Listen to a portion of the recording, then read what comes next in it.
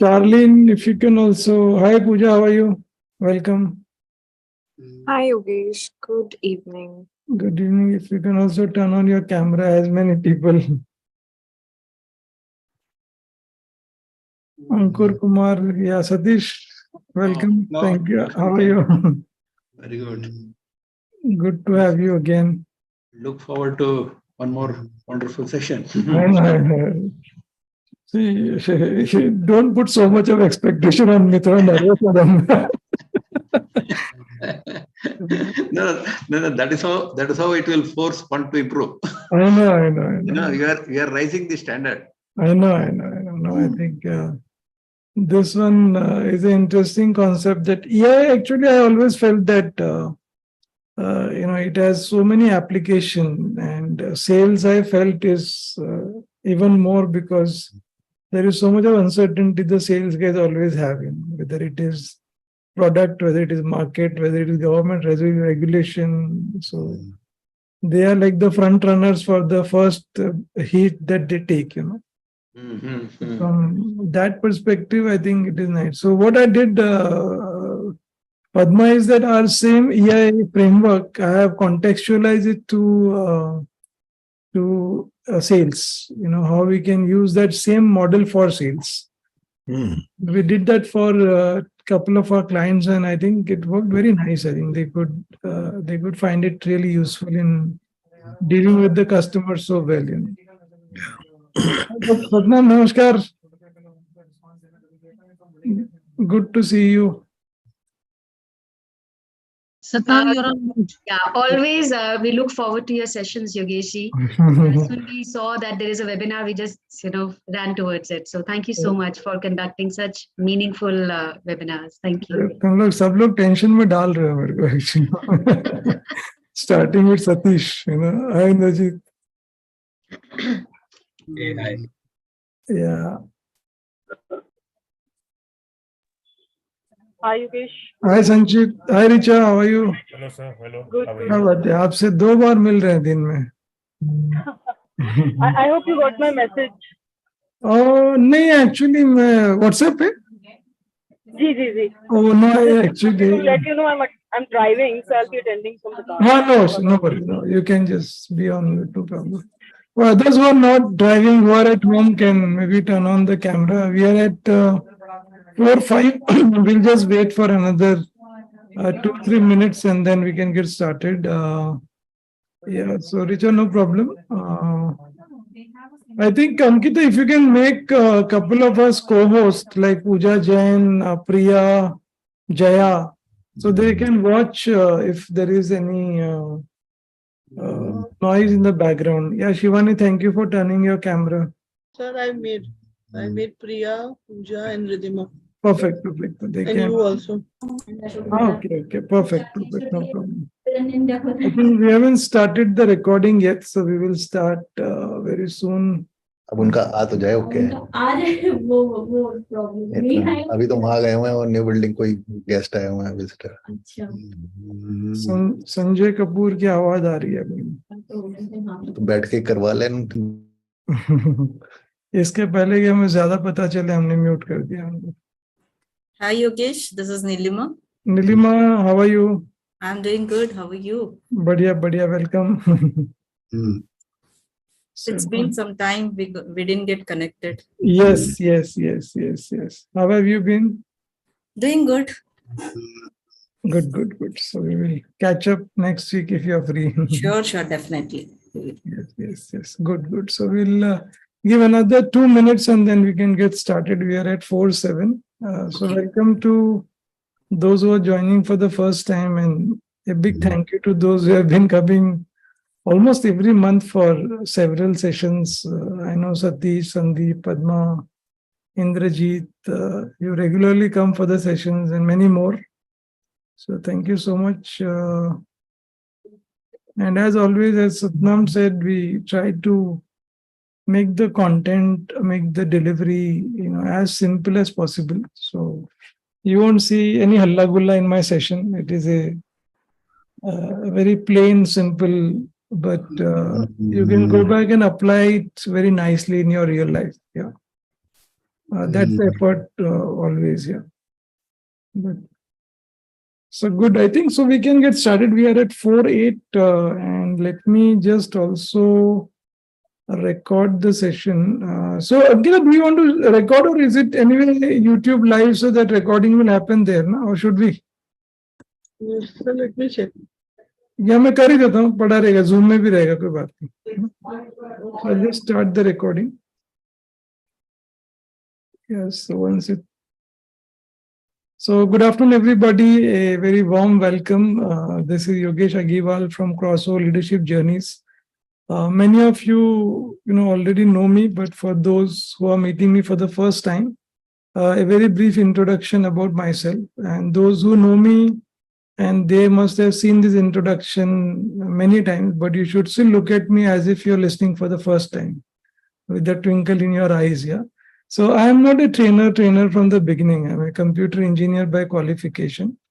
Did a lot of work in IT for a very long time. I was in US from 94 to 99. That was the time when body shopping was in full swing. So everybody who knew coding was just put on the flight and sent to US. And loads of people would be there in US. I was also in the same gang, but I never felt like that is my place. I enjoyed working there. I learned quite a bit. I never felt that I belonged there. So I came back in 99 and joined Wipro, where I spent close to 15 years of my career. And that is where I got the award from Azim Premji. That's called the Best People Manager Award.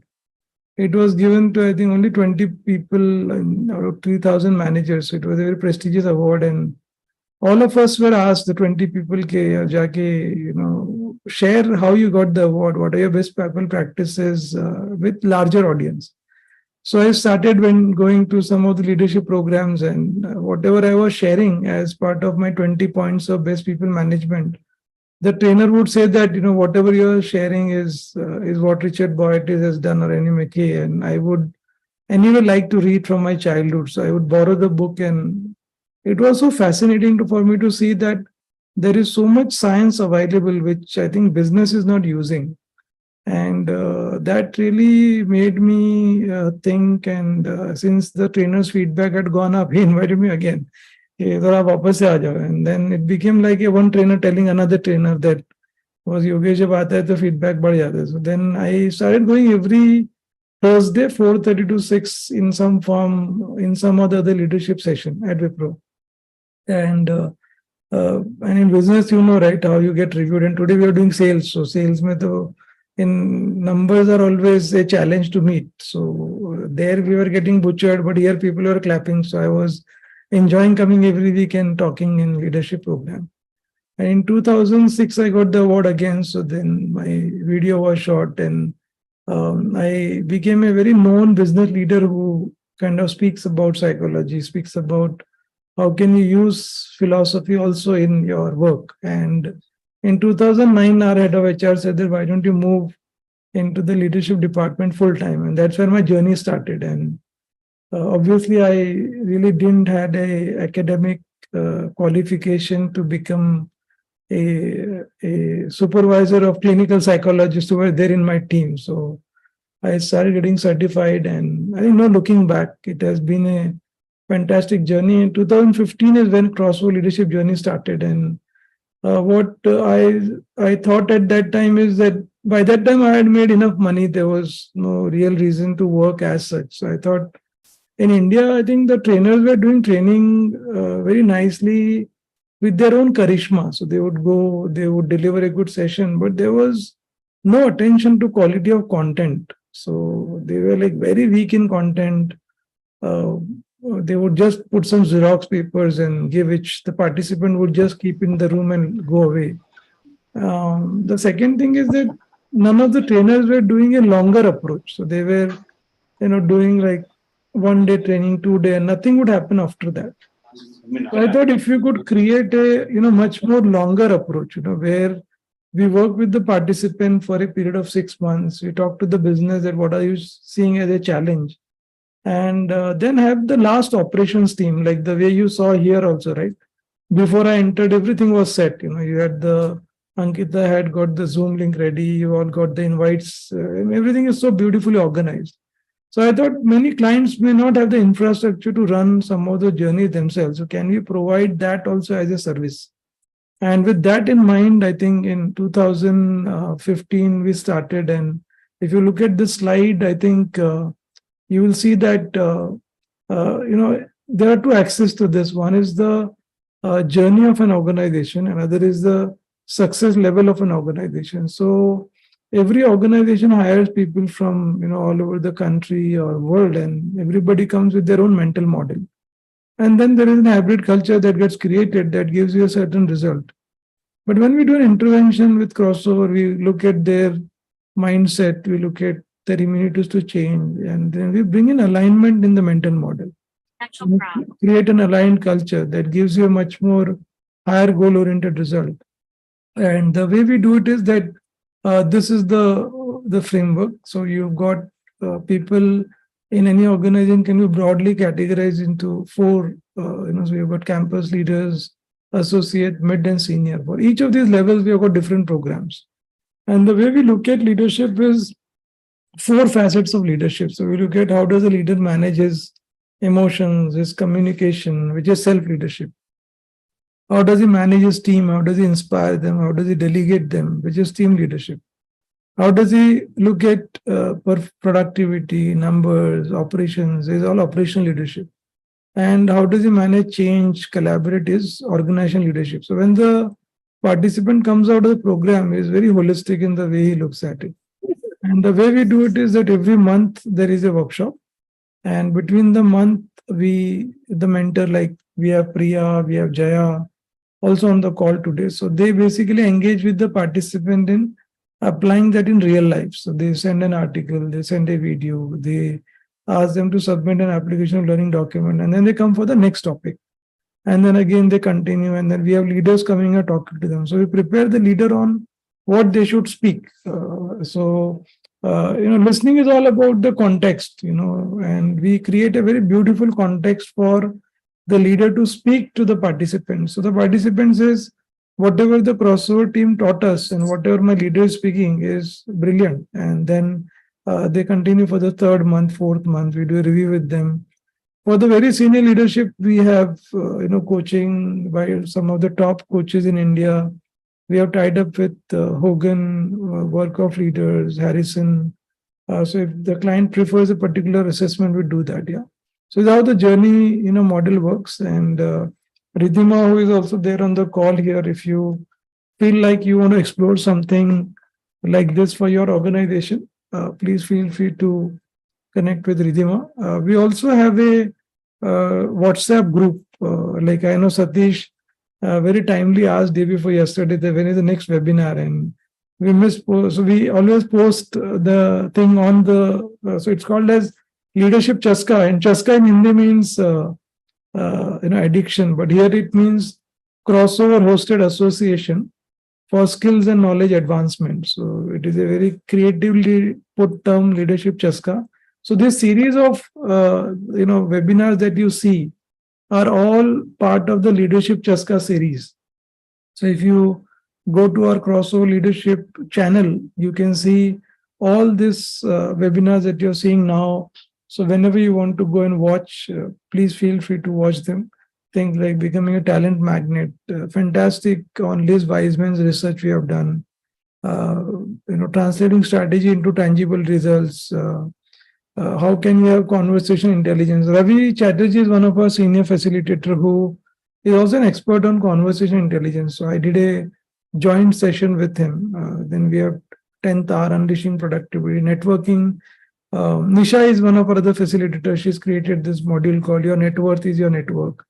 So all like very relevant topic for anybody. And all this is available, on the YouTube channel. So meaningful engagement. So we have got all these models are not really, copied from the net, or it's like all created by our own content team that has been working for last, 7 years. So these are all homegrown content. And the advantage of homegrown is that it is very contextual to Indian environment many a times, So while we do have customers abroad outside India, but I think we make a distinction between what has to be given to Indian audience and what has to be given to global audience. So you can see how interesting those seminars. We had Ramesh Dorairaj, one of the very senior authors, and who used to manage 2.5 billion rupees worth at Mindtree, also one of our presenters.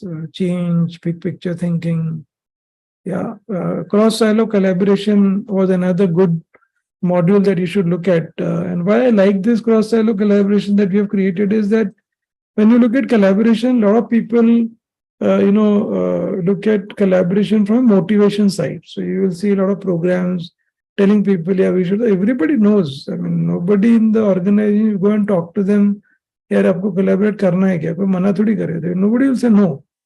But why does the collaboration not happen? Because there is a lot to do on the system side, information side, the way it is organized, how does the information flow, the matrix on who is responsible for what. So the confusion creates a lot of collaboration. It impacts very badly. So we have a model called Script, in which we take them in a very systematic manner on who do you collaborate vertically, who do you collaborate horizontally. So a very beautiful model to essentially fix a lot of issues of process within the organization. Yeah. And then last time that we did, so we always do this webinar once in 2 months. So the next would again come in July. So in the month of March, we did Influencing Without Authority, and we introduced you guys to a very interesting framework called Influencing Soul, which takes you to a very higher level of influencing, and you almost forget about authority. So we have this also as a last. And today we are going to have this webinar called Magic of EI in Sales. So those who have attended this earlier would say that some of the foundation of our EI model is still here, but I have tried to maybe contextualize it for the sales environment. And the more I was thinking, we created this for one of our clients in 2020, and we have been running multiple batches for their sales team. And we found that this is as applicable as what we had done for our people managers, for many, many years. So if you look at the history of EI, today it's a very common expectation in the competency dictionary of any organization. But if you look at 1999 or 2000, that time Daniel Goleman wanted to do a research in Harvard University, and he was trying to find out that people who were giving a lot of donation to the college, what is their academic score. He was just very curious to know. So when he saw the academic score, he saw that a lot of those people were not so great academically. Some of them were even dropout, or maybe very just about passing mark. So then Daniel thought that let me also look at what the people who have scored well in academic, how are they doing? And he saw that many of those people were average. They were they were not doing so great in the business. They were not too successful in their lives. And that is where the research of Daniel Goleman started saying that what is the difference between this group who is so immensely successful yet not so in their academic life, and what about the academic who are not so successful in their business life? So they saw that people who were good like this were very good in managing their emotions. They were very good in managing their goals. They were very good in inspiring the people around them. They were very good in handling setbacks. And that is where this whole book that Daniel Goleman has written became very popular. And that book, I don't know how many millions copies have got sold and how many languages have got translated. But today, I think you go to any organization, you will see the play of EI, very strong. Yeah. In fact, the more and more we see, and we used to talk about VUCA world, and now it is the new term you might have heard about is BANI. BANI is brittle, anxious, non-linear, and incognitive. So if you look at today's organization, and sometimes I feel many organizations which were Decathlon is like nobody wants to join them today. They have in just less than 2 years. Yeah. So the times are such that there is always an anxiety in all of us also that, what's the future with so much of AI coming in, so much of job cuts that we see every day. So there is an anxiousness in the system. So for the salespeople, I can imagine how much of pressure they would be going through as they go along. And when you see some of these, benefits that have come, and one of them is directly with, if you look at the American Express sales advisors, financial advisors, the sales increased 18%. Even the other, statistics that you see on the screen here, in every aspect of the domain, you can see the benefit of emotional intelligence. Sales is the second one that you're seeing. Yeah. And similarly, you can see how the EI people who have better emotional intelligence can also have a better salary compared to others that we have. Yeah. So I just wanted to get your thinking around these three questions. So why do you think is emotion important in sales? And do salespeople with high EI enjoy key advantages? While I showed you the statistics, but I want you to start thinking about this, because I will try to contextualize after listening to you on the content I have, and why does sales take a hit when there is a low EI? And you can talk about any experience that you have, anything that you have seen that would help to substantiate these questions. So anything that comes to your mind is good enough. I think in sales, it's very useful to understand the point of view of the customer and put yourself in his or her shoes. Yes. I think EI is probably the most powerful tool that helps you achieve that. Yes. Very nice. Super. I have an experience, Mr. Yogesh. Yes. During my stint at Market Source Inc. in the USA as a sales floor team member, an old couple pitched in. They wanted to, buy an iPhone. I explained everything. I mean, the cost that it would incur, everything, the insurance, everything. So initially they thought, okay, we both are pensioners. Why should we go for it?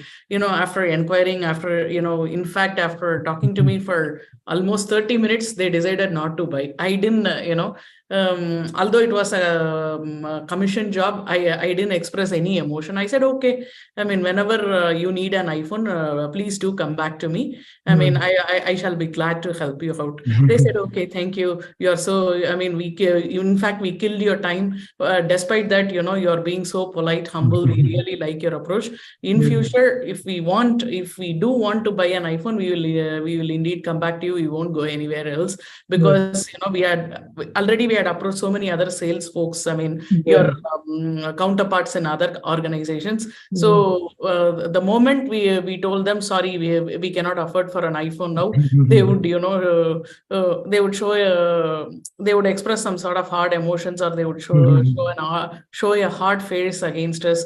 And which was quite disappointing and demotivating for us. Then, believe me, I mean, just because I maintained composure till the very end of the conversation, 3 months, I mean, I guess exactly 2 months later, they got some, so they had some fixed deposits or something, which, I mean, the term got over. So immediately they rushed to that outlet where I was working, and they, bought an iPhone. They said, I mean, that my attitude actually made them to come back. An old couple indeed. And that was not the only time. Even, after that, 2-3 times later, whenever they had wanted anything pertaining to digital sales, in the US, AT&T's you had been living in the US, right? So Yes. DirecTV is quite famous. So whoever sells DirecTV will enjoy a commission of $200. And 2-3 months later, the old couple, again came back. They said, I mean, we want AT&T's digital TV. There is an outlet right next to our house,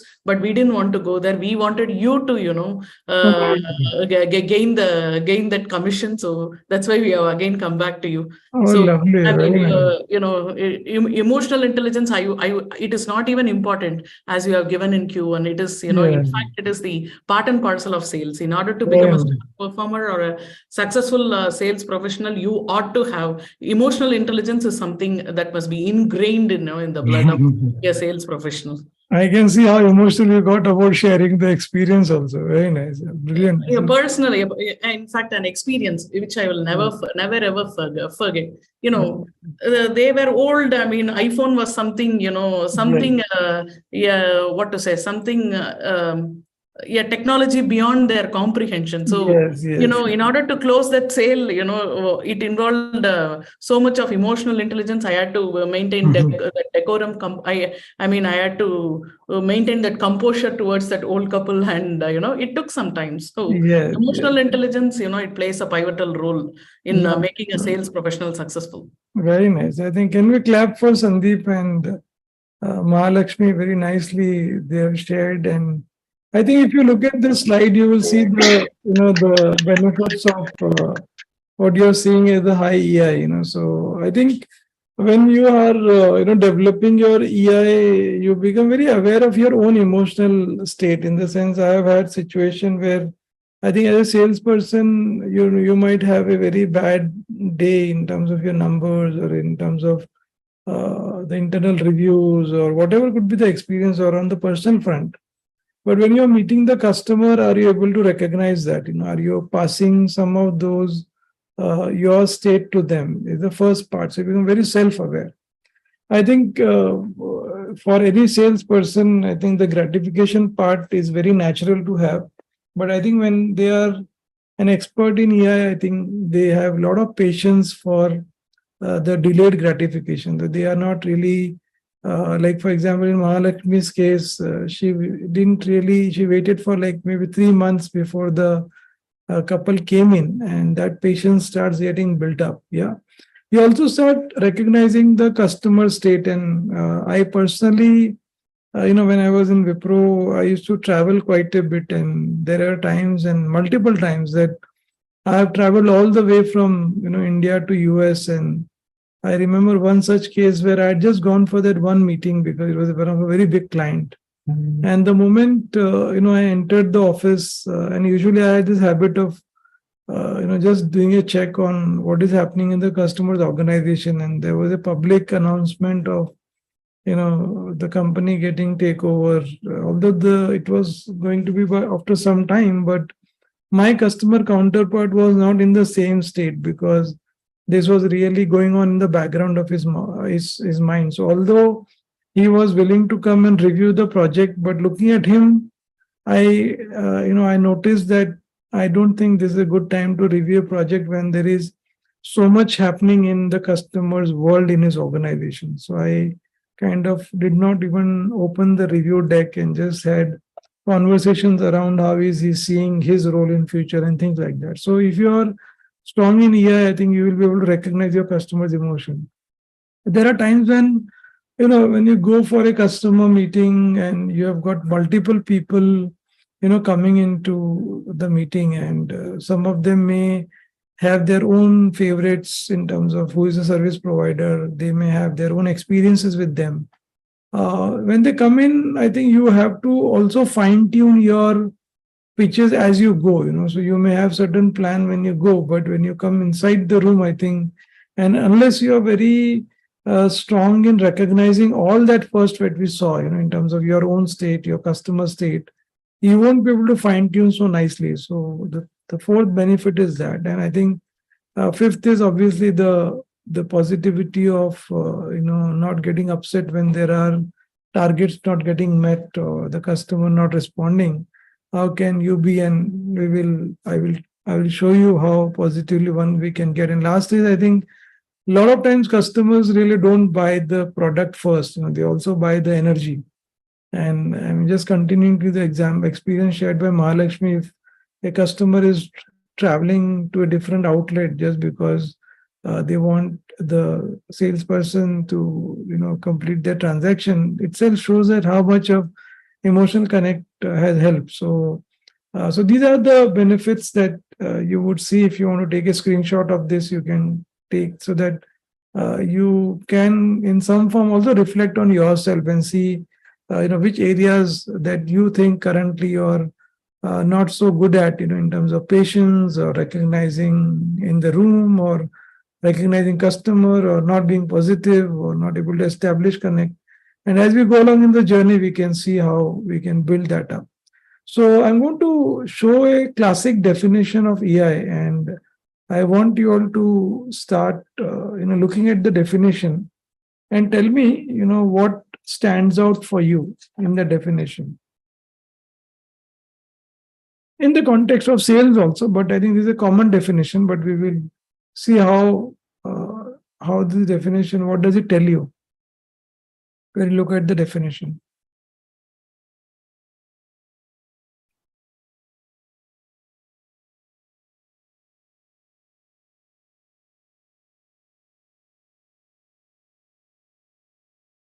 You can just unmute and maybe share. Take your time to read, no problem.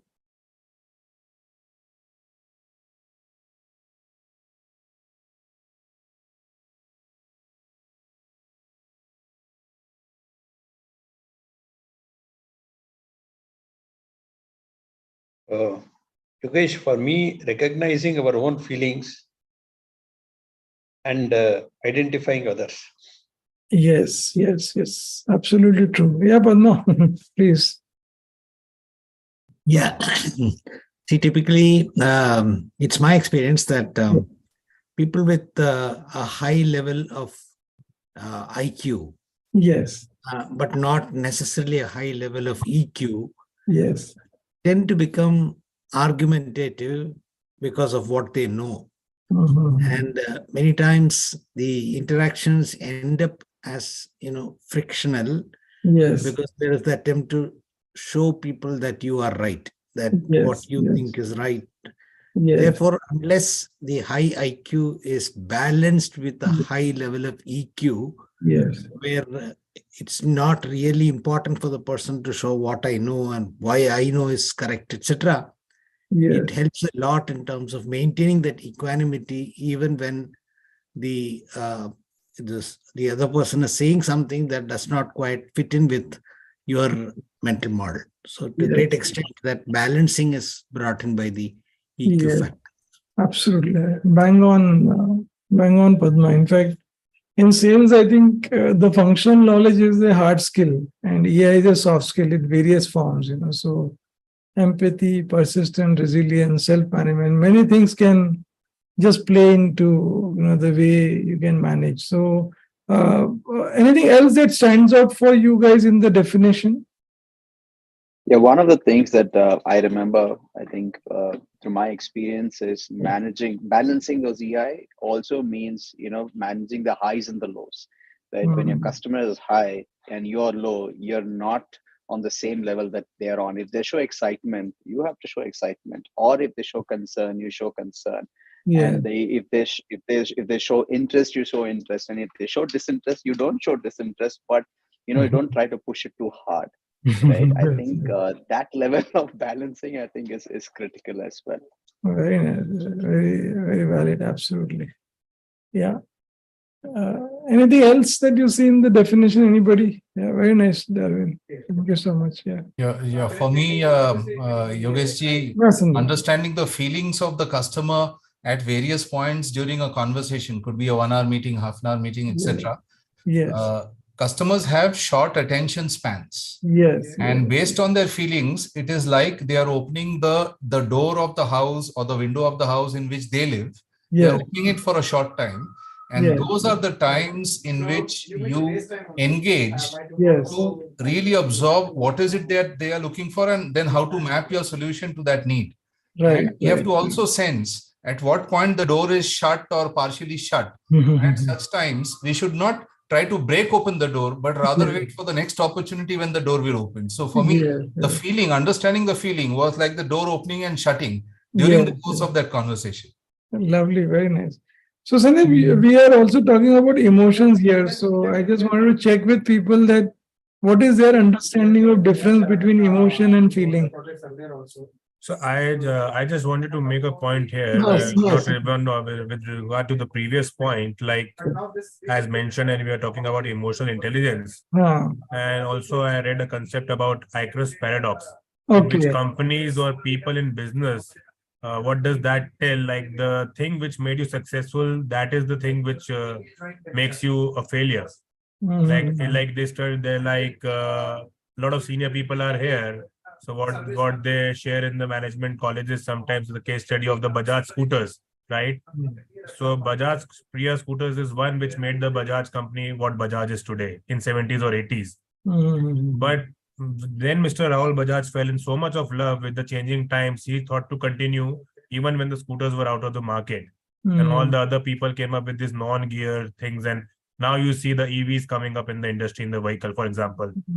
So sometimes people or businesses get so much emotionally attached to their product that they don't tend to change with the times. So my point is that one needs to be practical and always keep on emerging with the changing times ahead. Very nice, actually. And not emotionally attached with the thing what got you success will get you success after 20 years also. Very nice. Very, very rightly put. And while in front of us, there are so many examples, but despite all that, even large businesses fail to recognize, and they get so much emotionally involved and attached with their product or feature that they don't think about the new things or the future ahead. Yes.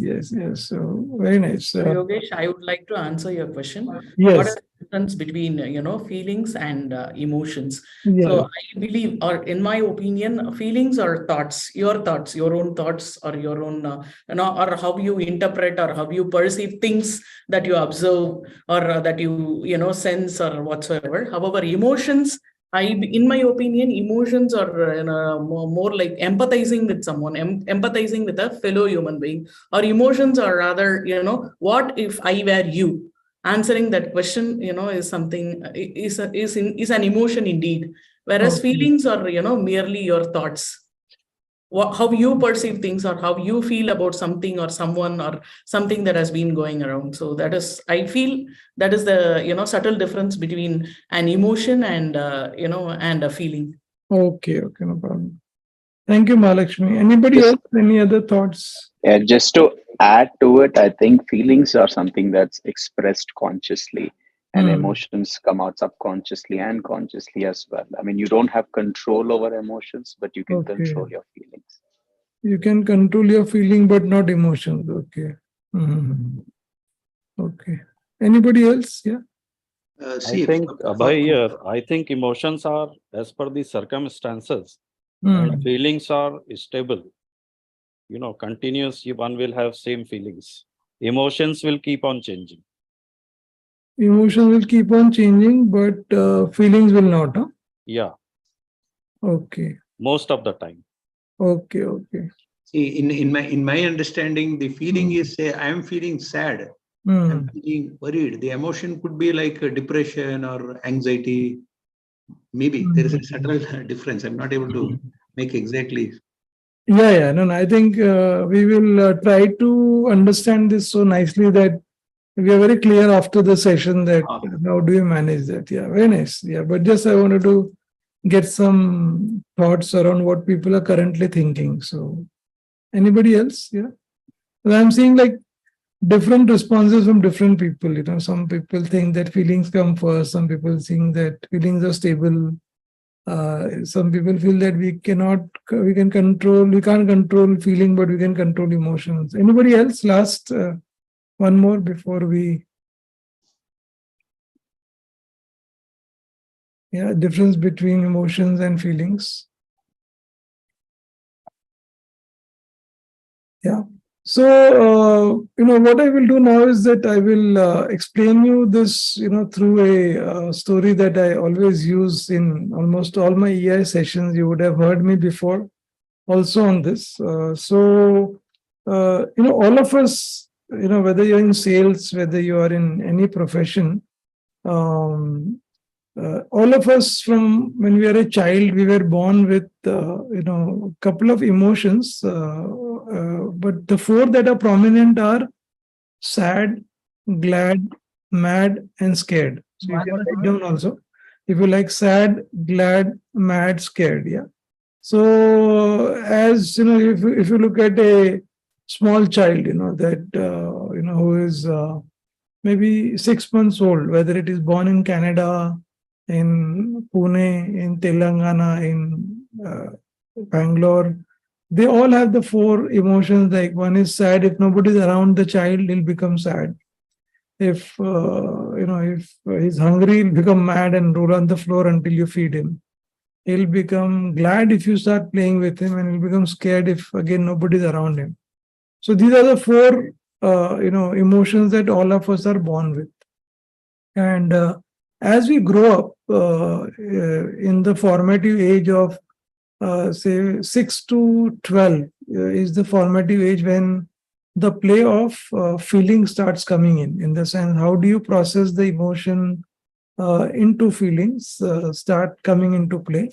And it has a big impact for the rest of our lives. In the sense, we almost behave with some of the decisions that we have made in that formative age. But good part is this is not permanent, which means that you can actually change the way we process our emotions. Yeah. So this girl is a 8-year-old girl called Geeta.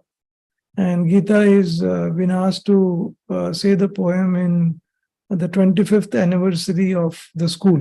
And everybody is super excited about Geeta saying the poem in the school. And the dad, took like 1 week off to prepare Geeta for the event, and mom, got the frill frock from whatever she had saved before demonetization and used that money to, get the frill. All the relatives were invited from the nearby location. It was in Hyderabad, so people from Vijayawada, Kakinada, all that had come to Hyderabad. So everybody is super excited. And every day the by-hearting process was going on. And on the day when 26 January, the day comes when she has to say the poem, Geeta is standing behind the curtain, and she is all set to say the poem. And as the curtain opens, she sees 1,000 people in the auditorium, and she becomes very nervous and forgets the first line of the poem. And those who have forgotten the first line of the poem, that you can't really say the poem at all. So the more she is thinking about it, the more she can't say. So the mom also looks at her and says, "Boss, we have spent so much on our guests and everybody. How come you're not saying?" So I don't know about the parents today, but at some point, I think people used to have different ways of dealing with the kids. So with the stare of the eye, the mom tells her, "You come home, I'll show you what has to be done." And the more mom looks at, the more she is not able to say. And finally, she decides to come out of the stage without saying the poem. But that day, she makes a decision. What's the decision? That from today, I will not go on the stage, or I will not do any presentation. Now, fast forward her life, and we both are working in Wipro, and she is reporting into me. She is 26-year-old, a fantastic MBA in sales and marketing from Symbiosis. Sandeep actually had done our sessions also. She's a very bright, student. And whenever she, was in office, then I used to tell her that, "Hey, Geeta, tomorrow there is a new customer visit. Can you make a presentation?" So she would say that, "I have a doctor's appointment, or my mom is not well, or my grandmother passed away." These are 3 reasons people give in corporate if they don't want to take up a task. So every time I tell her the same thing. So one day I told her that, how many grandmothers, you have, because every time there is a grandmother who goes, so we are a joint family. So I think one or the other keeps going. Now, if you look at this particular diagram here, so here is what we have called as the limbic system. And here is what we have the rational brain, which is prefrontal cortex. So here is where all our, seat of emotions, seat of feeling reside, and all our experiences are there. So when she's saying to Yogesh that, I'm not well, I have a doctor's appointment, essentially that is not true. What she's doing is she's processing the emotion, which is one of them, which is either sad that why can't I do the presentation, or mad that, why is Yogesh always asking me? There are so many other people, like Mahalakshmi is so good. Why is Yogesh not asking Mahalakshmi to do presentation? Or it is scared that if I continue to be like this, maybe one day Yogesh will ask me to leave the organization. So what she's doing is she's operating with limbic system only. We call it as left side processing of emotion. Whatever emotions you have, she's processing it here and not really. So it is, the body is like shutting down. There are no options. The body secretes cortisol. But what she can also do, she can now take a pause and connect the limbic system with the rational brain, which is also called as the prefrontal cortex. And then she can convert those emotions into a new feeling, which is, she can tell Yogesh that, Yogesh, I generally find it difficult to do presentation, but, can you maybe start off and I'll take it up. Maybe I'll talk to Padma, who is a Toastmasters distinguished governor, and can I join the Toastmasters club? The body secretes a lot of endorphins, and it is like an upward spiral. A lot of options starts emerging. So the more she connects the limbic system with the rational brain, slowly our brain is responsive to intentional practice, which means the brain then starts responding to that new confidence that she has gone. Now, either she could continue by operating left side processing just by staying in the limbic system, or as a salesperson, she could do right side processing by connecting the limbic system with the prefrontal cortex. And if she does that, then the mind has gives her many options. It is like an upward spiral. Body secretes a lot of endorphins rather than staying at the limbic system only. With instead of doing left side processing, she can do right side processing. So I'll take a pause here. Any thoughts, any reflections?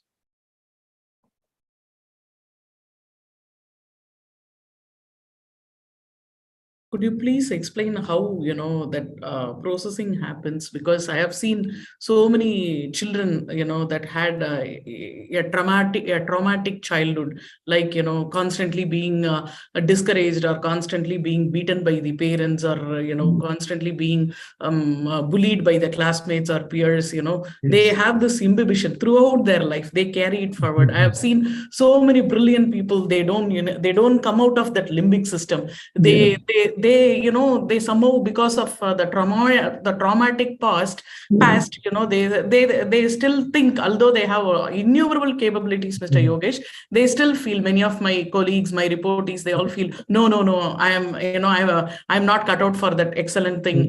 This is something I should confine myself only to this. I cannot, scale to greater heights in my career because I don't even speak English properly. I had my schooling, in Tamil medium, or in the vernacular medium. I hail from a remote village in Tamil Nadu or from some other state. I never had the opportunities which my peers that grew up in cities like Chennai, Mumbai had. So how would a human being, or how would someone that had a very traumatic childhood, or how would someone dwelling in the limbic system come out of it and connect it to the rational brain, and how would someone keep progressing? Yeah, so Mahalakshmi, the whole work that we do at Crossover is this only, that we basically look at, so the degree of what you are sharing, depending on the person's state, we can explore the possibility of whether it can be done through coaching, whether it can be done through a little bit of therapy, but at a very higher level of understanding, this is not a permanent state of our brain anytime, meaning there is a concept called neuroplasticity, which means that if I practice a certain thing over a period of time, the brain actually starts responding to the new practice, which means these people, if you now start, maybe you can share the recording with them, and they start essentially, and I will, as we go along, I'll show you which are the parts of the body where you start first getting the emotion on your experience, emotion on your body. So you start recognizing that emotion and then start connecting the limbic with the rational brain to make a different process. Yeah, so emotions is something that is a physical state. So if you look at this particular thing, that emotions have a biological and physical existence, which is the four chemicals, which is dopamine, oxytocin, serotonin, are happiness chemicals.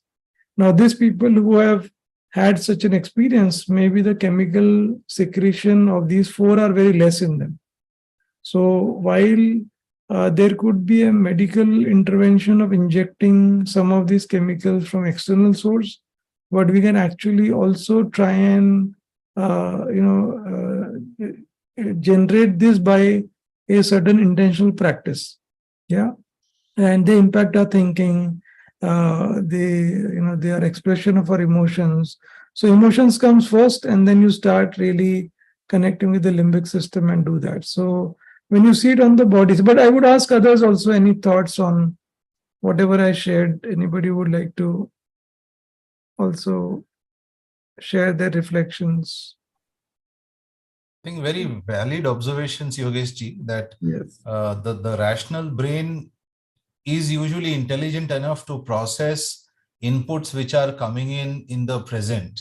Yes. Which allows us to override the wrong kind of programming that may have happened in the limbic system in the past. Yes. And that is how a person will grow. Yes. Recognizing that everything is not black. Yes. There is white, there are also shades of gray. Yes. And how do I now utilize my EI to get into the white and the shades of gray in resonance with the customer situation? Yes. That is how I would put it. Absolutely. Very bang on. Yeah. Anybody else? Any other thoughts? Any? Satish here, see these emotions and feelings. Suppose, for example, if you take the example of sad, sad is an emotion. Yes. So what is the feeling of expression there? Like, I'm not feeling good, or what is that? So the thing, Satish, is that the moment I feel sad, I experience sadness as an emotion on our body here. If you see this heat map. Yeah. So if you look at this sadness, you can start, seeing that this color in blue is like the cold. So when you're sad, your feet are not having enough, enough strength. You don't feel like walking. You want to just sit in one place. Yeah, these are the places where you can actually experience that on your body. Yeah. Now, when we are saying sadness, and if I were to recognize on my body how am I experiencing them, I can start doing right side processing and start taking certain actions. So I might go out for a walk. I might call up one of my friends. I might, possibly, go out for some shopping. So you are basically not staying in the same emotion for a long time, but using this whole model of, meet, greet, treat, and moving out of that sadness by not staying in that sadness for too long. So you're meeting that on the body.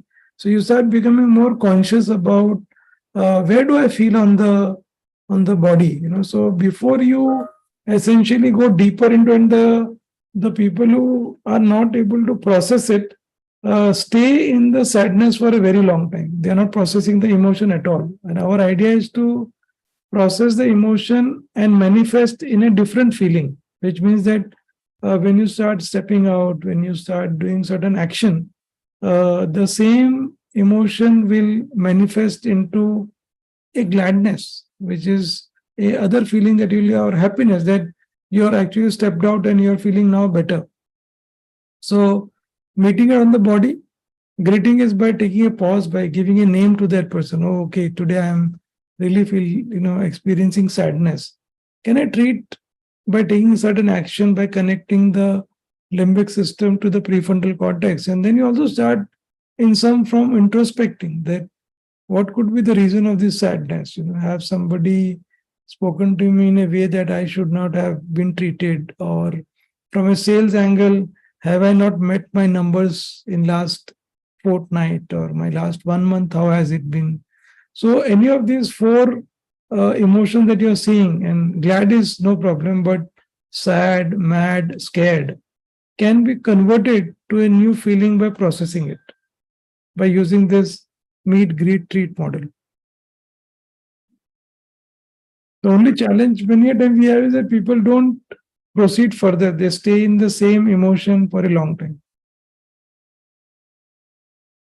Yes, you are correct, Mr. Yogesh. Even, I have been observing this in the case of my husband. He and I have been married for 15 years. He had a somewhat traumatic childhood. So he was constantly bullied by his classmates, constantly bullied by his father. He was always compared with this, academically sound younger brother. So his father always, my husband's dad always used to, compare his two children, and he always used to say something ill of my husband. So even at 46 now, he's not able to overcome. When it comes to, doing more or achieving more, or, threading in the new avenues of career, or, starting some new business or venturing into something new, he still lacks in, self-confidence. Sure. He's not able to overcome that traumatic childhood. Yes, Bharat, I can understand absolutely. Satish, was it helpful to certain thing on that? Yeah. Anybody else? Any thoughts before I'm going to give you, two case study before to kind of process this as a practice for all of us, because this is more of giving you conceptual knowledge. But from a sales perspective, how do we essentially do that? And I think before I give you the case study, and there's one more element that I'll talk about after this that you have done. So I want you all to read this case study and whatever you have learned. So this is Geeta's friend, Shubham, and we want you to now, think about Shubham.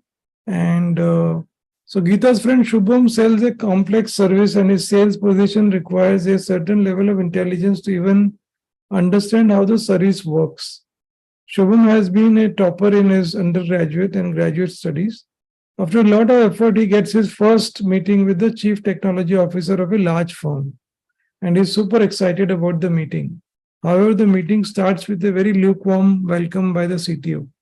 The CTO seems hesitant to engage in the conversation and throws few rapid-fire questions at Shubham, and finally says, "I'm not sure if I see the value in your service. We might be able to develop this in-house. Why should I even consider using your firm?" Now, if you are Shubham, if you were to advise, experience Shubham, how will Shubham manage this with emotional intelligence that you saw? And what are the first emotions Shubham may get, and how will he process them using the meet, greet, treat approach? So I'll give you 5 minutes, and Mahalakshmi, we will have somebody else now also to process it, because I think you have been processing so many questions. So you can maybe write it in your notepad how you would think, and we will give opportunity to some other people also to come up and share. Yeah.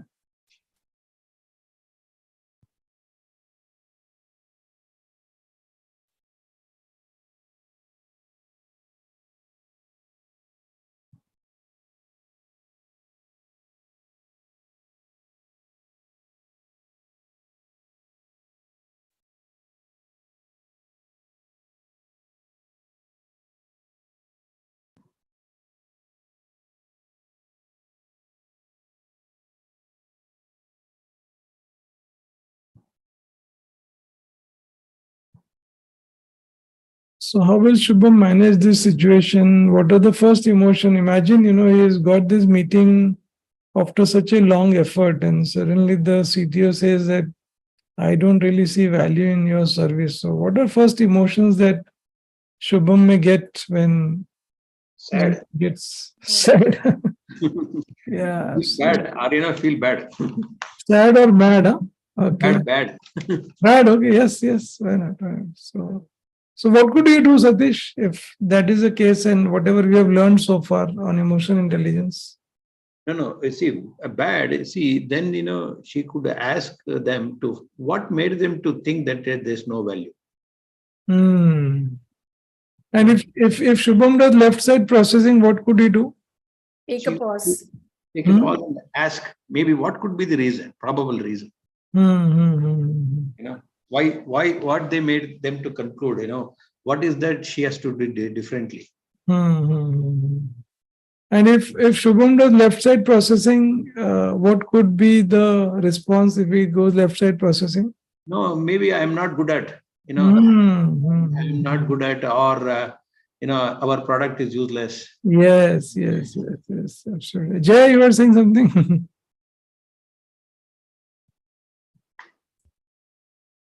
Yeah, absolutely, Satish. Jay, you're on mute. Yeah. Okay, he will take a pause and then start pitching in, maybe ask him what all is that you are requiring in your product. Yes. And then he can say that, we'll improvise this and come back to you, and we'll, present you in a different way, and cost effectiveness and all those things he can say. Very nice. Super. So, when you start looking at this, framework that we just saw, what essentially we are saying here is that if we can recognize in those moments, and it is very quick that you can go into left side processing. The moment somebody says something to you like this, you almost, as Satish said, that you feel that my product is no good. I don't think I will ever be able to win back the client. And those thoughts can come. But the moment you do right side processing, you start realizing that I think there is possibly a way I can come back to the client. I can go back to my, my innovation team. I can go to my COE team. I can tell the client that I can see where you are expecting. Let me come back to you. Ask for some more questions. Yeah. So this format that you have learned about the limbic system and the rational brain can be very powerful for you to apply that in the sales situation. Yeah. Yes, Sandeep. So a nuance inside this case is also the classic make versus buy situation, which very often we face in sales. Yes. And there are benefits like time to market, which would work for a customer if he bought. Yes. Or it may not be the core competence or the core business of the customer to actually engage in the development of such a product, whereas from a vendor perspective, it is Shubham and his company's core competence. Yes. And there is a development cycle that they go through with continuous improvements in the product. Whereas when you do in-house development, it is just a one-off kind of an effort. So if Shubham is able to, through prefrontal cortex, leverage data and logic to address some of the questions that the CTO is asking, then chances are the conversation can go into a more positive situation where the CTO now starts asking, oh, so if I buy, then what will happen? Yes. That could be another way to handle the situation. Lovely, very nice. In fact, so Sandeep, what Shubham did is he did the same thing. I think he essentially, kept, using his prefrontal cortex and, talking to the customer. And finally, the CTO said that, I think this is fantastic. And he said that, can you meet, 3 of my direct reports? So Shubham was finally told by the CEO that, please meet my 3 reports. And this time Shubham is quite confident that since the CTO has connected him to his direct reportees, it would be a smooth sailing with the 3 reportees. So as the meeting starts, he sees the 2 of the reportees very nicely engaged, but the third one is constantly looking at his mobile and also texting in between. Shubham gets very distracted with this behavior of the third person. I'm like, when the CTO has introduced me, how come you are like not paying attention and looking at your mobile and texting also? And the response to the other two reportees' questions also gets impacted because Shubham is like constantly getting irritated by this person's behavior, So Shubham continues to get very annoyed with this constant action. He says to this person that if he's not interested in this meeting, he can continue with the other two. After that, Soma, he tells, okay, I can continue. So on listening to this, the third person quietly walks out of the meeting and sits in the next cabin. When Shubham is about to leave the office, he sees the third person hurriedly coming towards him, and Shubham tries to avoid him that, anyway, you guys, you had disturbed me so much, don't call me now.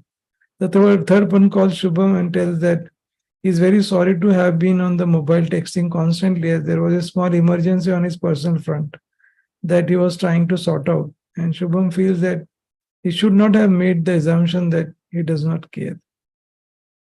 So here we call this whole situation as automatic stories. Automatic stories are thoughts that come to our mind when we see people around us, which possibly may not have the reality. We might just make certain judgments, certain assumptions about people. Yeah. So if we were to apply the same framework that we learned, the meet, greet, treat, while even Shubham having this conversation, that when the first thought came to Shubham's mind that, why is this person texting? If he does the left side processing, he will say he's horrible, he doesn't care for me. If he does right side processing, maybe after the meeting, I'll check with this person that, you were constantly texting, hope everything all right, or I could have put the whole thing in a very different format. So if we were to learn to manage our automatic stories, we will not make mistake in sales that possibly can come very instantly to our mind. And this is a very, classic case of something like this happening to many of us when we are, with our colleagues, with our clients, in sales, with different departments. Yeah. So the thought that comes, so many times people ask me that, are you saying that we should be like Sadhu Baba and always be nice to people and always give them the benefit of doubt? So I tell them that I'm not talking about Sadhu Baba, I'm talking about sales, I'm talking about productivity, I'm talking about growth. Because if you give that benefit of the doubt, there is a high chance that you are actually going to find something which otherwise is not visible to you. And if you find this, then you start getting such insights about people that whatever you have thought, because imagine if Shubham had, this guy was very humble to come and tell Shubham, but otherwise a client may just feel very offended that you asked him to leave a room, even though there was a valid reason. So I'll take a pause here and just want your thoughts on, do you also get into the trap of automatic stories? Any recent instance that you can recollect that is matching with this situation, and how does the model can help you to not get into this mode? Anybody?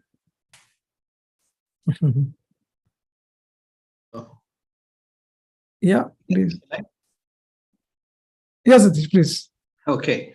See, for one of my flat, I was looking for a person, a tenant, and one of the doctor, who came to flat and look at the house, and he saw everything, and he did not respond for 1 day, 1.5 days. I was just making my own stories. Yeah. When I sent a message, he is not responding, and saying that he is not interested, and later I realized after 2 days that he was in a total emergency in the hospital. Yes. This I was making my own stories in my mind. Yes. He's a useless person, no response. Yes. Don't have the courtesy. He could have at least texted me. Yes. Absolutely. Then what happened to me? I felt bad about myself. Yes. Probably I made things my own assumptions, and he was not like that. Yes.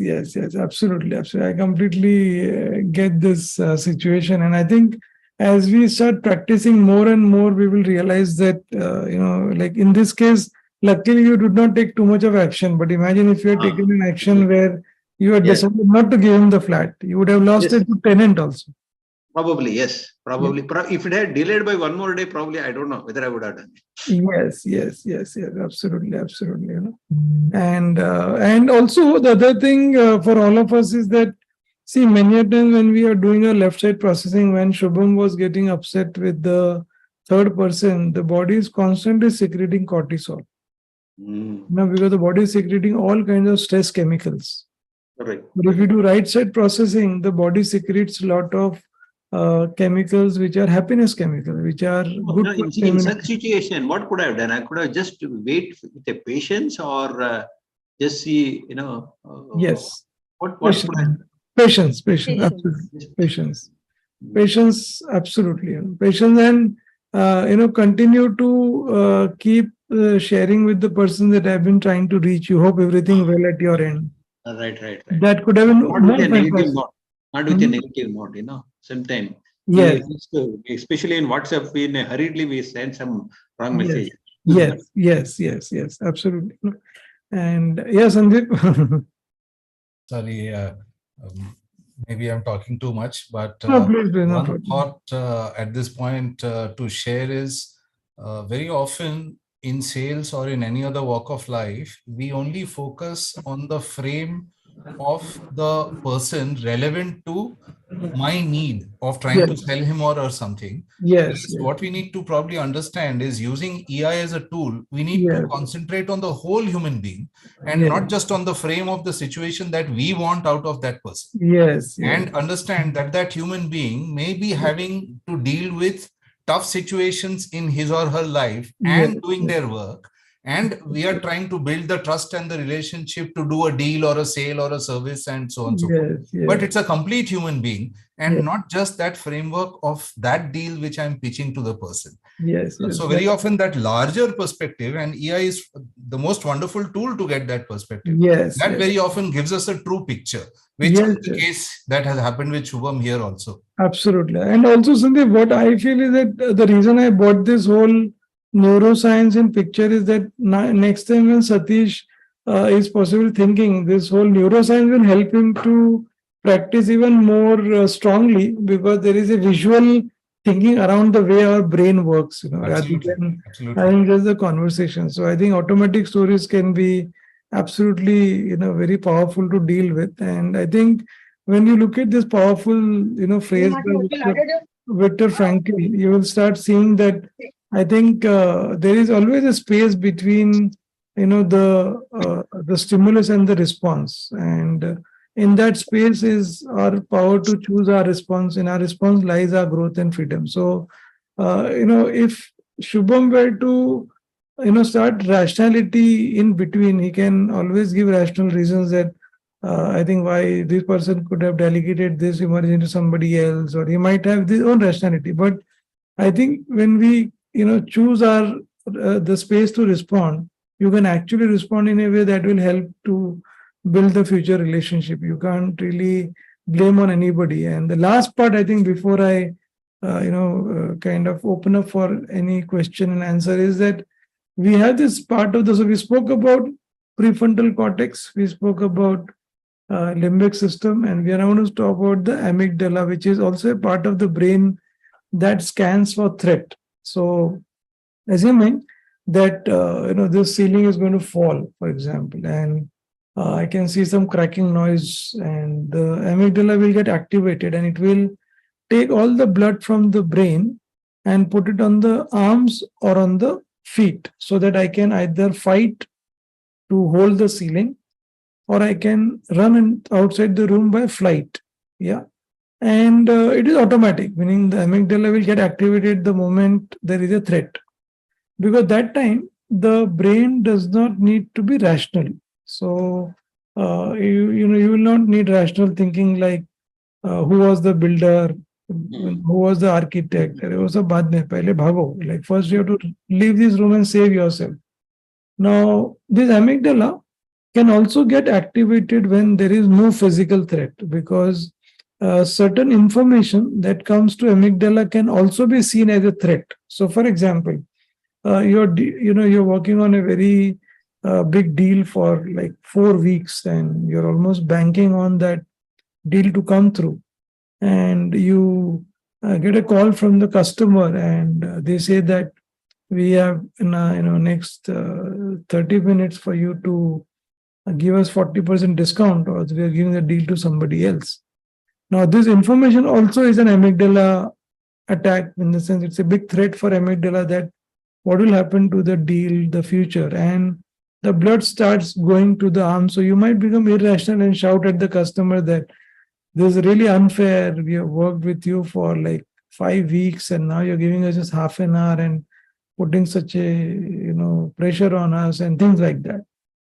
But if you were to train the amygdala and tell the amygdala that while this is a pressure situation, but this is not a physical threat, so you don't need to now get activated, and you let your blood be there in the brain itself and not really get the blood to go to your arms and the feet, so that you can have conversation with the client, saying to the client that I think I will have to discuss this with the internal management because the amount of discount you're asking is very steep. It's not in my control. I will have only up to 10% I can approve the discount, but if you will have to give me at least a couple of hours because our vice president is not in station today and I'll have to reach him tomorrow morning only. So give me 24 hours.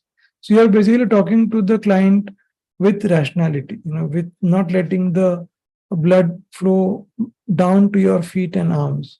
So one time, so for a salesperson, this is very important because he constantly keeps getting, such information that is very threatful for him in terms of his numbers, in terms of his sales.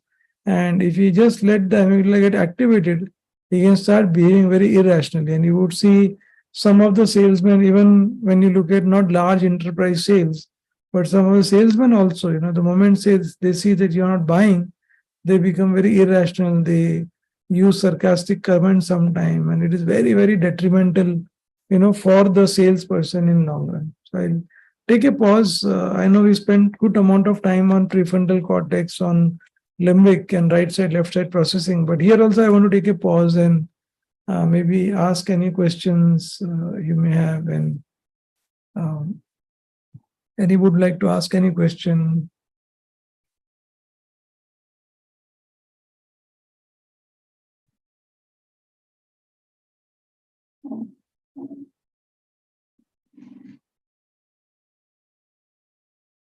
I know Satish, Sandeep, and Mahalakshmi are the three people who have always been asking. Always Padma. That's why I'm not asking. No, but I think I can ask others, and I think this was my last test. I can even unshare and keep it open, so people can just turn on their cameras and you can just ask any down. Yeah, Shivani, I know you were also on camera, so you can also turn on. Indrajit has been fairly quiet today, nicely listening to the whole conversation, but I think Drupad, Nilima, Himanshu, all of you can turn on your cameras. Vishaka, I know. Hi Vishaka, how are you? So any thoughts on this amygdala that you saw, or no, anything? I think this is what I wanted to cover today. We are at 5:20 and we also have this Leadership Chaska WhatsApp group, so which we will email it to you. So you can, you can subscribe to that Chaska, or we will, so that you can keep getting, some of the other information about the journey, and even we will have a mentor who will work with you. So thanks, Mahalakshmi, Sandeep, and Satish. But Padma, please, you wanted to share something. Yeah. So while all that we discussed so far, absolutely to the point in terms of, having great emotional equanimity, provides for long-term relationship with people, empathy to understand what the other person is going through, and resulting in much better kind of a relationship. I want to just address the elephant in the room. Yes. Generally, when you look at a sales personality, yes, if I were to choose a person for sales to go and work for me, I would also look for the killer instinct, the ability to really, have that impatience to get the deals through and have that kind of aggressive way of addressing opportunities. because in many industries, that is also a very essential element for success. Yes. While some industries having a very, emotionally intelligent way of dealing with things may end up with the customer coming back to us, like as Maharashmi said, 2 months down the line, 3 months down the line. In most instances, it is whoever is first and aggressive ends up getting that deal. Even on the later deals, but that deal, it may take a killer instinct. It may take a certain amount of aggressive approach. So how does one balance, particularly in a sales kind of discipline, how does one balance this action orientation to being emotionally intelligent? So my thinking, Padma, is that, nowadays I think customers are, liking the latter part and not the killer instinct wala part, because they are themselves not very sure about, what decision they should take. So a lot of conversation with the clients I am seeing today is that if you're very aggressive in the way you want to push, they start really distancing from you.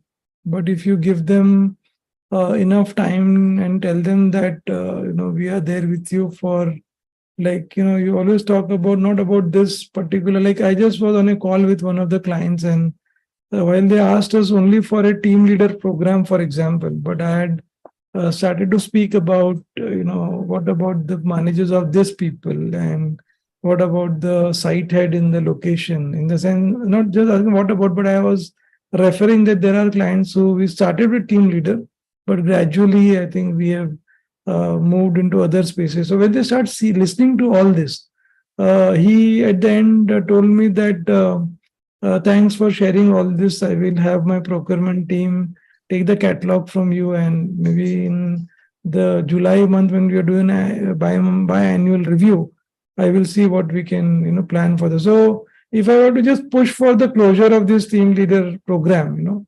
I would, I think, be seen by the client as wanting to quickly get that one program and meet his target, is the feeling. While inside I was actually looking at my target.